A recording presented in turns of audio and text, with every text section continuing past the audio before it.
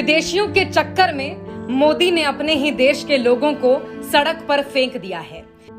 ये डबडबाई आंखें, सड़क पर बैठी लाचार महिलाएं और मलबे के ढेर में अपना सामान तलाश करते ये लोग इसी देश के बाशिंदे हैं। इनकी जिंदगी में G20 शिखर सम्मेलन से भूचाल आ गया है।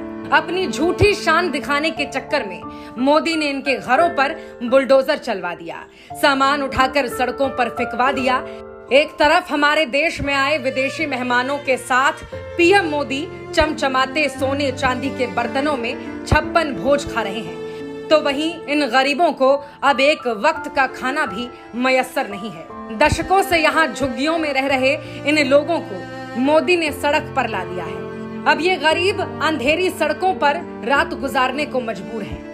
सिर ढकने के लिए इनके पास जो कुछ था वो तो साहब ने अपनी झूठी शानो शौकत के चक्कर में उजाड़ दिया। अपने 9 सालों के शासन में इनका उद्धार तो नहीं कर पाए, मगर बर्बाद जरूर कर दिया। G20 के सम्मेलन के लिए महीनों से दिल्ली को सजाया जा रहा था। दीवारों पर रंग रोगन, फुटपाथ पर गमले और गरीबों के घरों के आगे पर्दा लगाया जा रहा था, और जहां पर्दे से काम नहीं बना उनका आशियाना ही उजाड़ दिया गया, ताकि साहब विदेश में जो डंका बजने का दावा करते हैं उसकी हवा ना निकल जाए। दुनिया के सबसे शक्तिशाली लोगों को मोदी साहब का फर्जी विकास न नजर आ जाए। साहब का फरमान लिए पहुंची प्रशासन ने इनके घरों को उनकी आंखों के सामने मिट्टी में मिला दिया।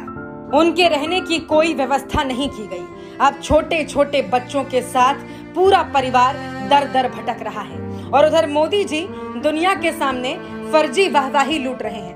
सबका साथ कहकर सत्ता में तो आए और अब केवल अपना विकास और अपने मित्रों का विकास कर रहे हैं। इतनी बद्दुआ लेकर कहां जाएंगे साहब? कम से कम भगवान से तो खौफ खाइए।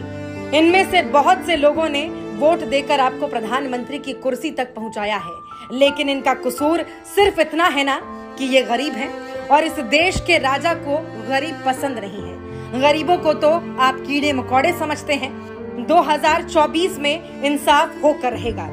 ये गरीब आपको माफ नहीं करेंगे मोदी जी।